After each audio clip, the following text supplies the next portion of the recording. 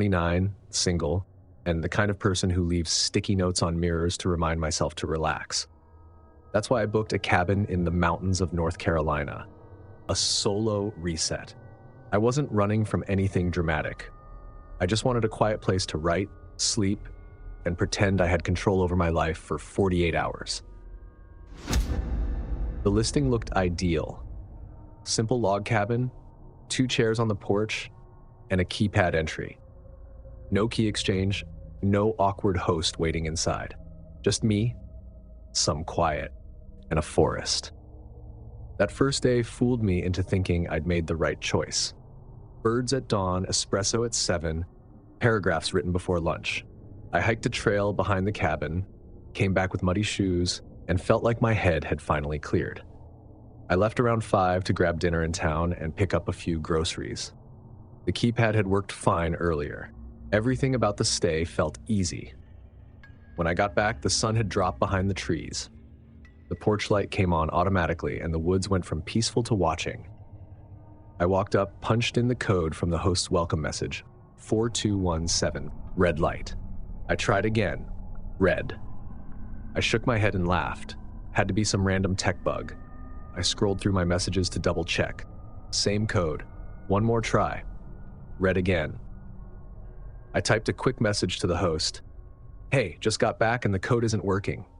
Maybe it reset? They replied almost instantly. So sorry, we changed codes today. Try 6360. I entered it. Green. The lock clicked. I stepped inside, relief washing over me, until a faint, minty smell hit me.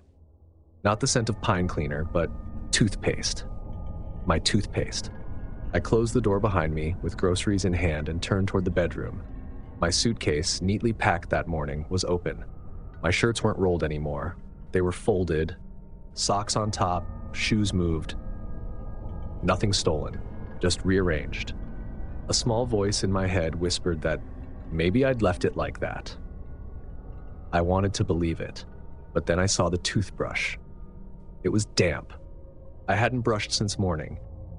And then I heard the water running, not from the sink, the shower. It came from the hallway bathroom, the one I hadn't used. There was humming, low, off-key, and definitely male. I stood there frozen, still gripping the grocery bags. I scanned the room for something, anything, I could use if I needed to defend myself. Nothing but my car keys hanging on a hook labeled, "Welcome." I backed toward them slowly, trying not to make a sound. My phone buzzed in my pocket, and I nearly jumped. It was my friend Zara checking in about our weekend plans. I texted her my location and a short message, "There's someone in my cabin." The bathroom door handle turned. I whispered toward it, voice shaking but trying to sound calm. "You're in the wrong place." The humming stopped. The water turned off.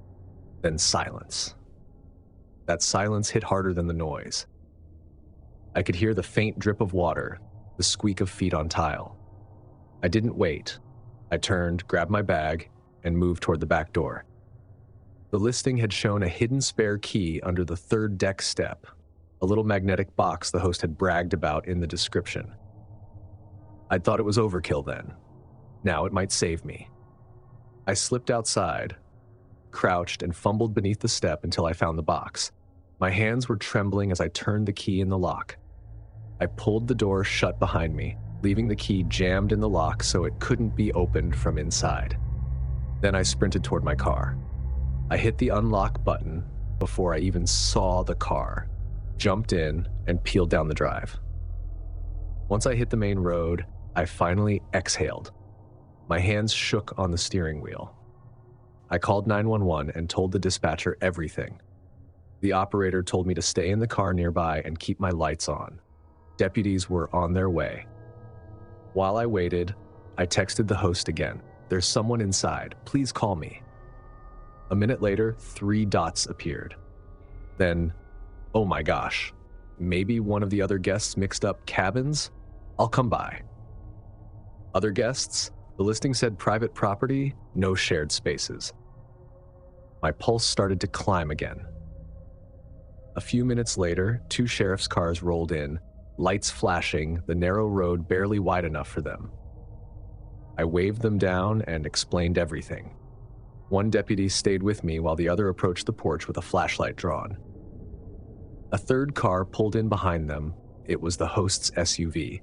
He got out looking flustered, wearing a fleece vest and sneakers. "I think there's been a mix-up," he said, hands raised like he wanted to calm the air. "We manage several cabins here. Sometimes guests go to the wrong one. Happens more than you'd think." I looked at him. "My toothbrush is wet." He blinked. "What?" "My suitcase was rearranged. There's a man in the shower." His mouth opened, but before he could speak, the deputy by the door called out, "Sir, could you come here?" The host hurried over. They spoke quietly for a second before I saw it, a figure stepping out onto the porch. He was wrapped in a towel, barefoot, dripping water down the wooden steps. He looked stunned, like he was the one who'd been caught. The deputy had one hand near his holster but didn't draw. "Sir, this isn't your rental," he said. The man blinked, confused. "It's 16 Blackbird Trail, right?" The host rubbed his forehead. "No, this is 14. The man frowned. "But the code worked. You sent me this address."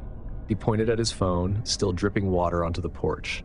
The host took a step closer and read it, face tightening. He turned back to me. "There's been a mistake," he said. "He booked on our other platform. I must have sent him the wrong code." "He said that too," the deputy replied. "He's saying the same code unlocked this door." I just stared.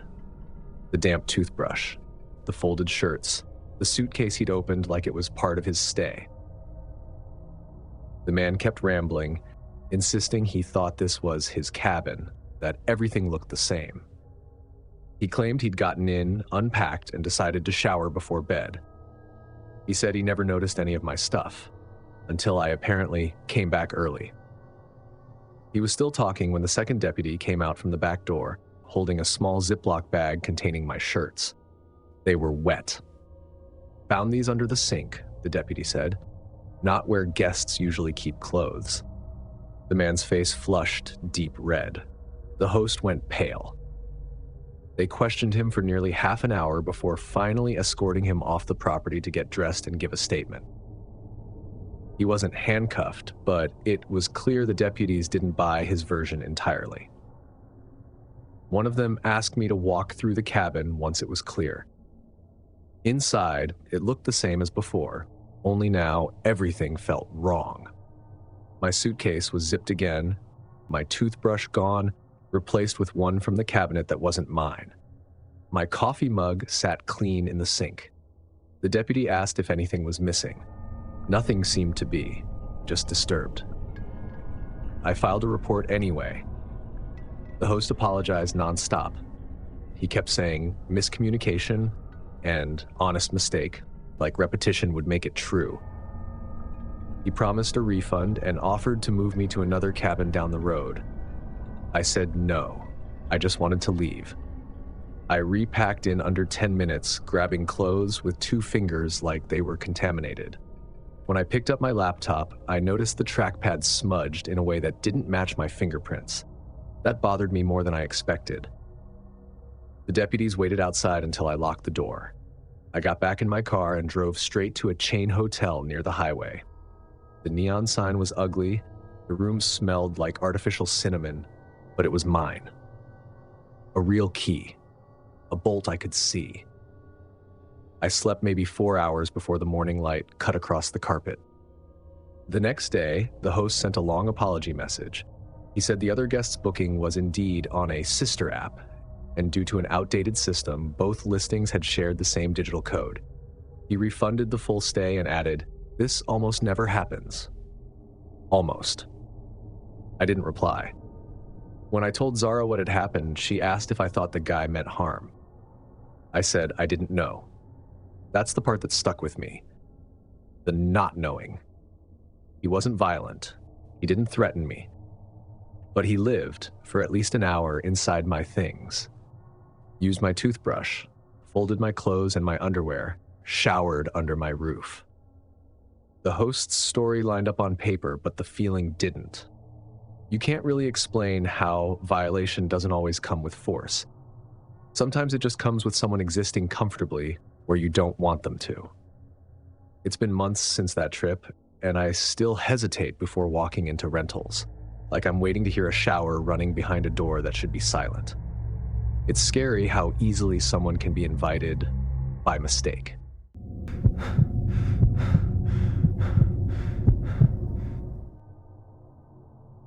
I went up to the Adirondacks with a $20 tent, 2 packs of ramen, and the kind of burnout you only get after finals week. I just wanted quiet. Trees instead of traffic, sky instead of screens. A quick escape, that's all it was. Camp one night, clear my head, and head home smelling like smoke. The sun was slipping behind the ridgeline when I pulled into the loop. My sight was at the far end. The spot had some shade and a view of the lake if you leaned the right way. Nobody close except a family 2 sites over with a yappy beagle. The rest was forest and wind. I popped the tent fast, proud of myself for not breaking anything, and noticed the fire ring still looked warm. Not just visually, felt warm when I held my hand over it. Someone had been here hours, maybe minutes before me.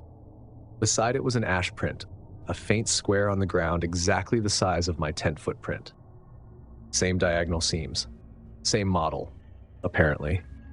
But, lots of people buy the same cheap tent. I brushed the thought away and got to work on dinner. Ramen, a gas stove hissing, the air full of mosquito wine. When the stars came out, I stretched inside my tent, half reading, half listening to the lake. By midnight, I was out. Somewhere past 3, I woke up with that weird certainty that something outside had changed. Then I heard it, a whisper, right outside the tent. "You came back." The voice was close, slurred, low, and male. I didn't move. The nylon glowed faintly from the moonlight, and I could see the outline of a figure crouched near the door. A hand brushed the side of the tent, making it sway. "You came back," he repeated, louder now, followed by a dull kick against the pole. I wanted to believe it was some drunk at the wrong site, but he sounded like he knew me, like he'd been waiting. "If you're a real man," he said, "come out and face me." I lay there, heart doing that tight, trapped thing, trying to think. My phone was inches from my head inside the sleeping bag. I slid one hand slowly toward it, praying the nylon wouldn't make noise. The movement felt like forever. It was 3:02 a.m. I texted my friend Sam, "Man outside tent, drunk, not leaving." Then I hit 911. The operator answered instantly. "911, what's your emergency?" I whispered the campground name and site number, explaining there was a man outside threatening me. She told me to stay put and keep the line open. Outside, the footsteps circled my tent. His breath reeked of alcohol even through the fabric. He gave another hard kick. "Get out. We aren't done." Then, from somewhere further off, another voice shouted, "Leave it, man. Wrong site." That gave me half a second of hope, but the first guy didn't back off. "He came back," he barked, sounding desperate. Same tent, same spot. He started pacing, crunching the gravel, muttering under his breath. The dispatcher whispered in my ear, "Stay calm. Rangers are on their way. Do not respond. Do you have a car alarm?" "Yes." "Keep your thumb on the button. I'll tell you when." The man leaned closer again. I could see his shadow through the wall of the tent. "Say something," he murmured. Another voice, his friend, I guessed, pleaded, "Dude, not him. Let's go." The drunk ignored him. "Come on, be a man." I whispered just loud enough for him to hear, "I'm on the phone with the police." Silence. Then a short laugh, sharp and mean. He flicked the corner of my tent with his finger. "You always were a tattletale."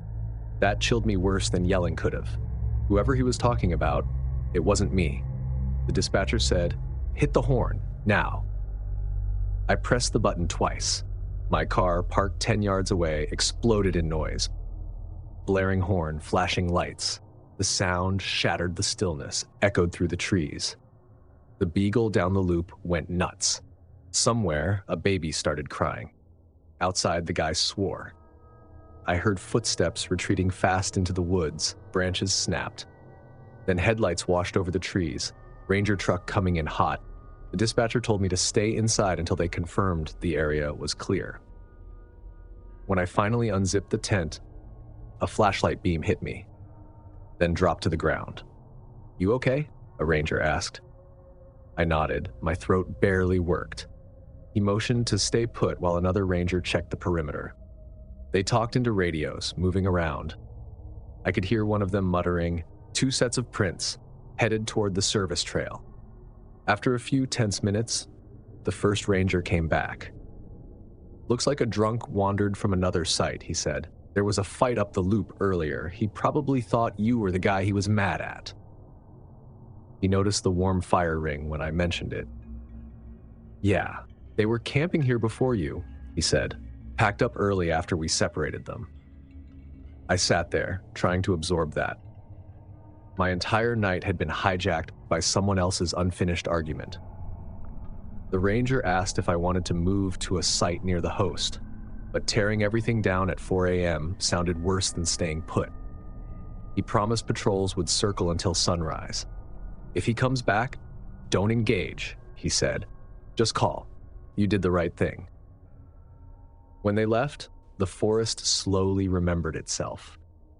The beagle stopped barking, the baby quieted, the lake started whispering again. I lay there with my keys still in my fist, waiting for another sound that never came. By the time I fell asleep, dawn was already staining the sky. When I woke, sunlight filled the tent like nothing had happened.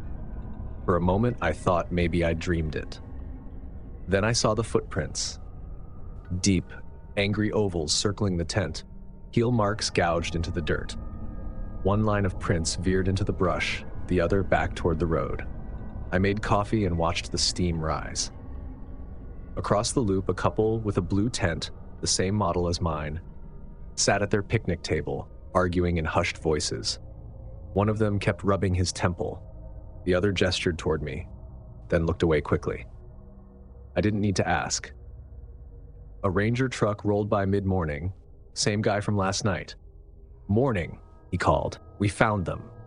Same 2 from before. One was passed out near the trail. The other said he tried to stop him. "Is he?" "Both fine," he said, shrugging. "One's getting a citation, drunk and disorderly. He swore he was settling it. You just happened to be in his spot." He gave me the kind of sympathetic smile you give someone who got unlucky but lived to tell it. Then he offered advice I'll never forget. "When you camp solo, pick reservable sites or ones near the host. Meet your neighbors, and if somebody taunts you through nylon, don't answer. Silence messes with them. You're invisible until you unzip. Keep it that way." I nodded. Got it. On the drive out, I stopped by the bulletin board near the entrance. It was covered with notices. Bear warnings, lost cooler, fireworks ban, nothing about a midnight altercation. I guess that's how most real stories go. They vanish into dirt once daylight hits. That night back home, Sam texted me. "You good? Did you find out who that guy was?" I typed, "Drunk mistook me for someone else," then deleted it. Typed, "All fine now," deleted again. Finally sent just a thumbs up. Explaining it didn't help. You had to feel it.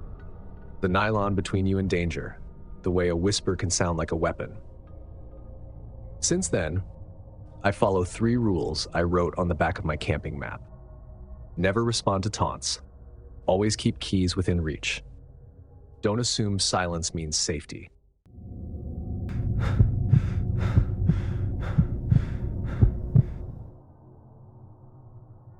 I just dropped a rebuilt transmission at a shop outside Flagstaff. Topped off my coffee, checked the tires, hit play on my drive home playlist. Long straight miles, that's my reset button. The highway stretched flat and clean. Cruise control on, music low, the world all mine. Then the GPS chirped, "Detour ahead, incident on I-40. A purple line curved south, promising 15 minutes saved. I squinted at the map, looked fine. I'd seen closures before. Usually they're legit. I took the exit. The ramp dropped to a dirt road. Hard-packed, smooth enough. The screen still showed a crisp line, the voice saying, "Continue on County Road for 6 miles." Off to my right, the interstate shimmered with a few headlights, then disappeared behind the ridge. A minute later, I noticed old yellow tape tangled in the junipers, sun-bleached, brittle, like leftovers from some long-ago search. The desert keeps whatever you drop in it. I rolled my window halfway. The phone still had 2 bars. I figured it'd be fine. Half a mile in, the headlights caught movement. A man stood dead center in the road wearing a reflective vest. He raised one arm, waving me forward. I slowed. Tapped the horn twice, the "Hey, I see you." No cones, no strobes, no work truck. Nothing but him and the vest glowing white. He turned his head slightly away from the beam like he didn't want the light on his face. The rest of him stayed still. I coasted to a stop 40 feet back. The GPS arrow drifted ahead on its little route like it had no idea what was happening. I've seen real road crews at night. They want visibility. Hard hats, floodlights, clipboards. This guy looked like he'd borrowed half a uniform. Something about the quiet made my skin buzz. I eased the shifter into reverse. The truck rolled a few feet back. That's when he started walking toward me. Not running, just quick, confident strides like a man sure the other person will stop. And from the brush to my left, I caught another flicker of motion. Low, dark, keeping pace with him. Decision time. Reverse slam to drive. I whipped the wheel for a wide U-turn. The truck fishtailed before gripping again. The figure lifted an arm, maybe to yell, but I didn't wait to hear it. The road blurred back toward the highway. In my rearview mirror, 2 beams snapped on. Low, bouncing. ATVs. They tore through the dust, angling after me. The lights bobbed, weaving closer, then split, one to each side of the track. I pressed harder on the gas, not flooring it, but fast enough to make every rut feel like a punch. The coffee cup hit the floor, sloshing. The dirt narrowed to a wash with a cattle guard glinting ahead. I took it straight on, the metal rails clanging under the tires. Behind me, one ATV's lights jerked, stuttered, then died. The other skidded sideways before stopping short of the grate, then nothing but my own taillights. I stayed on that wheel until the asphalt reappeared like salvation. The instant rubber hit pavement, I didn't slow down. I drove 5, maybe 6 miles before pulling into a gas station that glowed like an oasis. 2 pumps, buzzing sign, one sleepy clerk behind bulletproof glass. I parked under the brightest light and sat still long enough to count 3 slow breaths. Then I went inside. The clerk didn't even look up from his phone at first. I asked if there'd been an accident on I-40. He frowned. "Not tonight? You see something?" I told him. GPS detour, dirt road, guy in a vest waving me deeper, 2 four-wheelers chasing when I turned around. "Yeah," he said. "Locals fake detours sometimes. They drop spoofed pins on the apps so tourists get pulled off the highway. Easy pickings once you're out there." "You're kidding. People actually do that?" He nodded. "Happened twice this year. They wait till dark, wear vests so you trust them, steal whatever you've got when you slow down. Sometimes worse. Highway Patrol's been trying to track who's doing it." I bought a water and pretended to be calm while he rang it up. Outside, the desert night pressed against the glass like a black sea. After a few sips, I called Highway Patrol, gave them the coordinates, the dirt road, the description. The dispatcher thanked me and said a trooper would sweep the area. "Do you need an escort?" she asked. "No," I said. "I'm back on pavement." She paused. "Then stay on it." People love to say, "You just got lucky." I don't think luck had much to do with it. I think the only reason I'm still here is because something about the silence around that vest felt wrong, fast enough for me to listen to it. You tell a story like this later and folks nod politely but don't really feel it. They imagine the dirt road as empty, peaceful, harmless. They forget how thin your headlights feel when there's no shoulder, no signs, and something human-shaped starts walking toward you without reason. For the record, I didn't see faces, just motion. A person pretending to help, another waiting for the cue, then two machines revving. I've replayed it 100 times, wondering what the plan was. Maybe they'd box me in. Maybe they just wanted whatever was in the cab. Don't confuse confidence for safety. Real people in charge want to be seen. Pretenders count on your hesitation. Weeks later, scrolling online, I found a post about it. Someone else describing a fake road closure near Flagstaff, with photos of reflective tape and boot prints. People in the comments argued if it was true, swapping theories like campfire stories. One guy said, probably just hunters messing around. Another joked, Arizona cryptid strikes again.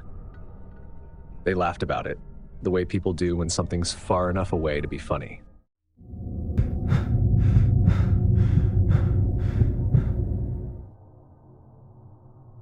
I've never trusted smart homes. No cameras, no voice assistants, no auto-locking doors that argue with you. I like keys, metal, heavy, reliable. Before my week-long trip to the coast, I did what I always do. Watered the plants, shut every blind halfway, ran the dishwasher, and took a photo of my stove knobs in the off position.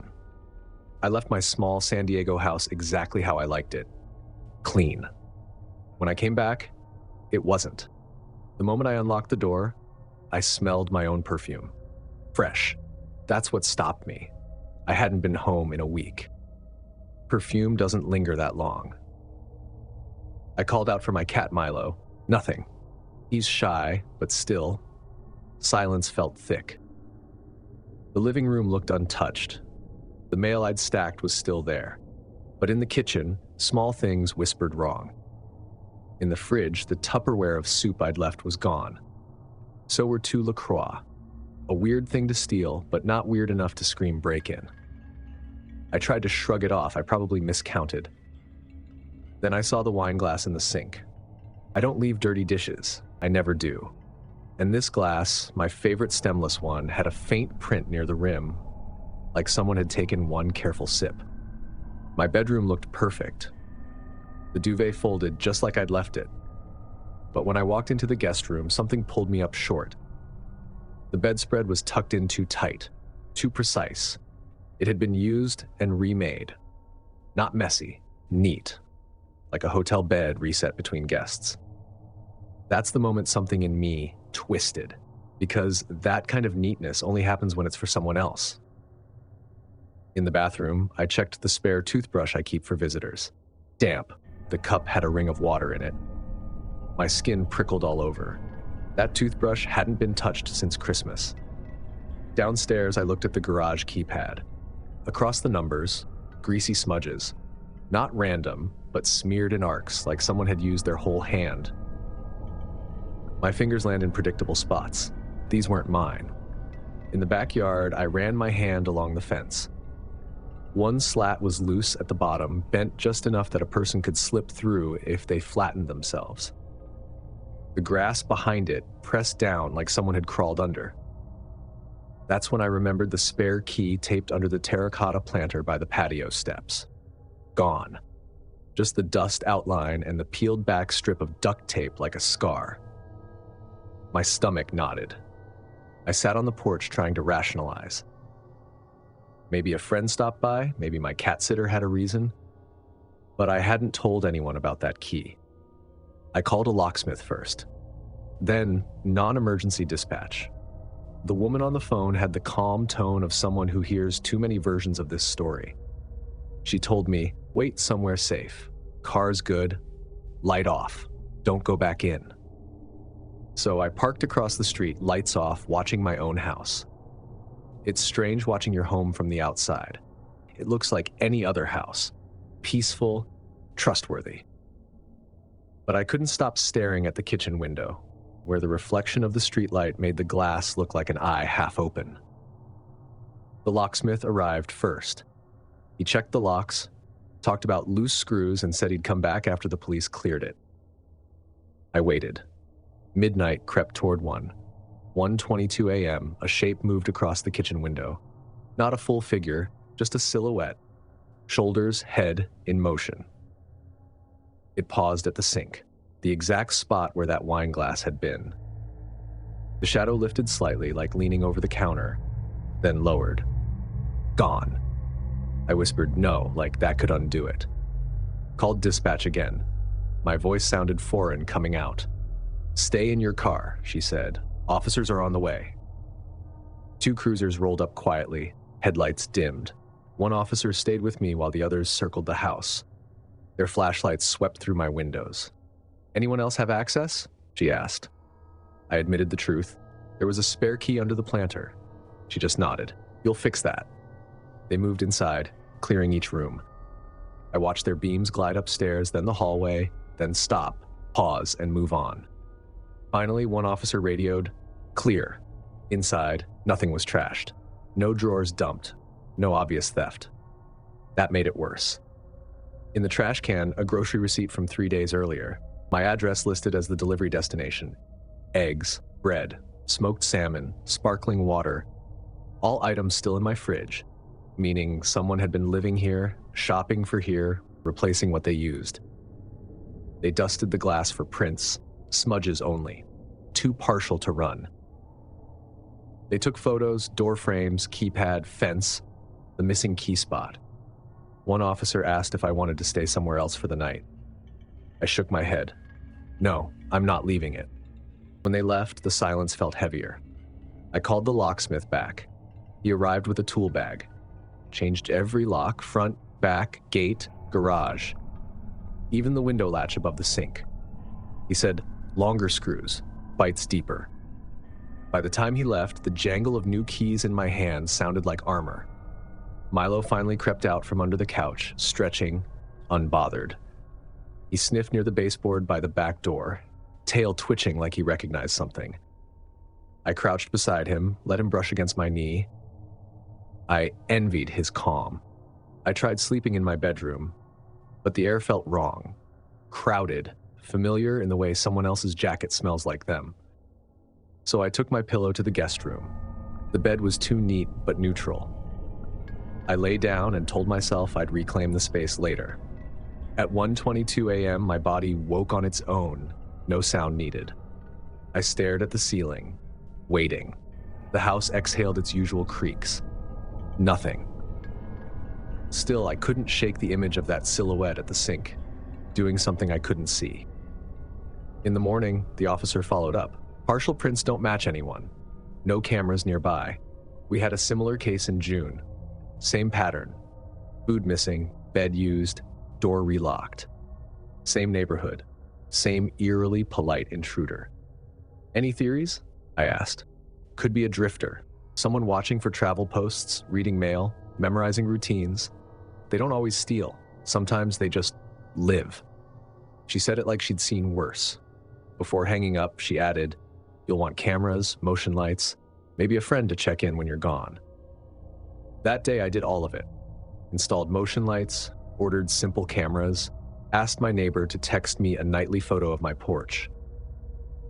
But the truth that keeps me awake isn't about safety. It's about intimacy. Someone didn't rob me. They inhabited me. Used my things, ate my food, lay on my bed, washed their mouth with my toothbrush. And somehow they did it without leaving chaos.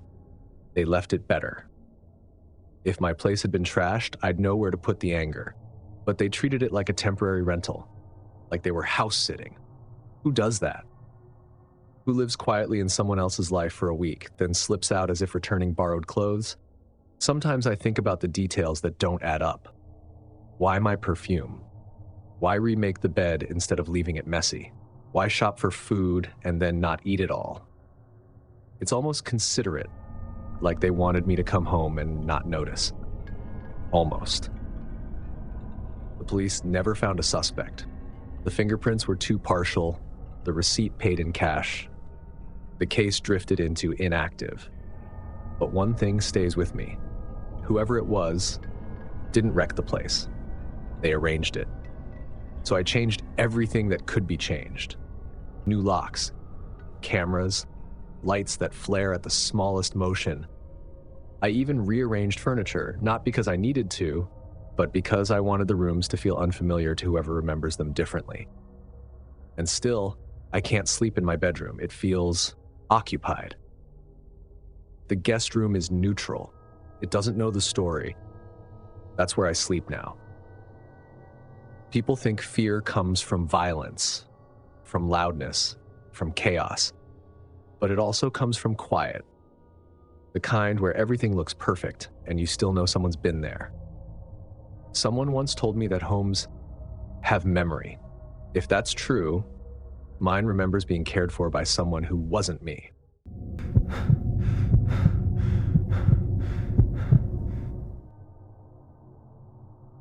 Working nights behind a beach bar in Destin means your world smells like lime, sunscreen, and spilled rum. The shift ended after midnight. My shoes were full of sand, my hair sticky with sugar. I clocked out, grabbed my tote, and started toward the shore for my ritual walk. Feet in the sand beat any bartender's drink. Before the boardwalk, there's a concrete public restroom. Beige, ugly. I stopped there every night to rinse off and tie up my hair. I pushed open the women's door with my shoulder. 3 stalls, 2 sinks, all empty.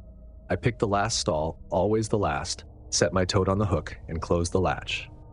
Normal night. Until the door opened again. The door didn't just swing.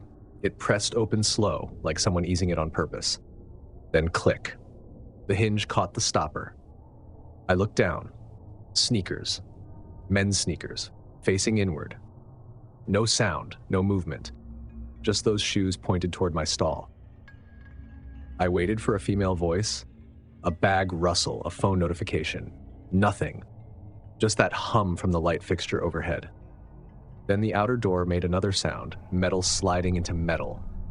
It locked. At first, I tried to laugh it off. "Hey, this is the women's side," I said, my voice echoing weirdly against the tile. The sneakers didn't move. Then a voice slid under the door. "I'll wait until you stop kicking." I actually laughed, nervous, stupid. "Yeah, okay, buddy." No answer. I stared at that gap between the floor and the door, heart tripping on itself. The shoes hadn't moved, but I could see the faint shift of weight. I unlocked my phone. 1 bar. I dialed 911 anyway. The call failed before it even tried. My brain went into bartender mode. Inventory, not panic. What did I have? Phone, tote bag, cheap flip-flops. What did I need? Distance, light, air. The only window was that small, slatted one high above the stalls, maybe 5.5 feet up. Louvers sealed with paint. No way I could reach it from the floor. I stepped onto the toilet seat. It rocked beneath me. The stall shook slightly with the sound, and the shadow outside shifted again. Leaning closer. That same whisper came back.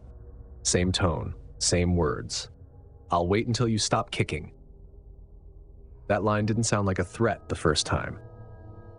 Now it did. The stall door flexed, just a push. Then again, harder. The cheap latch rattled. I shoved my tote bag down by the hinge, jamming the strap under the gap so the door couldn't open easily. My palms were sweating so bad my phone almost slipped. I texted my coworker Sam, "Bathroom by East Boardwalk." Someone locked me in. Message failed. I wiped my hands on my shorts, stood back on the toilet, and grabbed the cold metal pipe behind me. My shoulder brushed the painted wall. It flaked salt dust down my neck. Outside, whoever was there pressed again, enough to make the latch groan. I whispered to myself, "You're getting out of here. You're getting out." The slatted glass window was rough and crusted with paint. I pushed my shoulder into it once. Nothing. Twice. A creak. Then another hit at the door, hard enough that the latch clanked against metal. I threw everything I had into that window, pressing until my shoulder burned. The top louver cracked free, tilted up just enough for air to hit my face. I shoved again. The edge scraped my arm raw, but I didn't care. I needed that hole. I hooked my elbows through, pulled, and forced one leg up onto the pipe. The stall door hit again, louder this time, shaking the frame. My tote strap creaked, stretching. I wriggled up, pushing through paint flakes and dust. My ribs caught on the frame, my phone slid from my waistband and hit the toilet lid. Then my knees cleared the sill and I tumbled out the other side. Sand hit my face before the pain registered. The window was barely 3 feet above the ground outside. I rolled once, hit my knee, and scrambled to my feet. The door behind me groaned, something pulling at the latch from inside. I ran barefoot toward the boardwalk lights, yelling without caring how I sounded. "Help! Someone, please!" A couple by the dunes turned first. The man's phone went up instantly. The woman waved me over. "What happened?" "Someone locked me in," I gasped, pointing behind me. They stayed with me while I caught my breath. The man dialed 911. I just stood there shaking, trying to keep my voice from breaking, when the dispatcher asked my name. The police came fast. 3 vehicles, lights flashing red and blue across the sand. 2 officers went in through the men's side, circled around, and forced the women's door. When they came back out, one of them held up a loop of twine and a bobby pin sealed in a plastic bag. The twine had been tied to the outside deadbolt, rigged so someone could lock it quietly from the ramp and pull it open later. The bobby pin was bent, probably to pick the stall latch if it didn't hold. Another officer brought my tote bag out like it was evidence. The strap was half torn from being jammed under the door. "There were scuff marks on your stall," one of them said. "They hit it hard. You scared them off." "I scared them off?" I repeated. He gave me the professional look, neutral. "We think so. Sometimes they check who reacts. You did right. Made noise, moved fast, got into the open." That line, checking who reacts, sat heavy. It meant I hadn't been chosen for who I was, just for being there. They offered to walk me to my car. I let them. My feet were bleeding from the shells. My hands shook when I unlocked the door. One of the officers handed me his card. "We'll file this under attempted confinement. Keep your phone's location on when you run. Stick to lifeguard areas." I nodded because arguing felt smaller than breathing. As I drove home, at the first red light, I looked at my reflection in the rearview mirror. Sand in my hair, dried paint flakes on my shoulder, a thin scratch where the glass caught me. I laughed, not from humor, but from disbelief that this was my life now. There was an email from the officer, case number 2274. Patrols increased near Boardwalk. Then a note in bold, avoid isolated facilities after dark. Bathrooms can be locked easily. I didn't need the warning.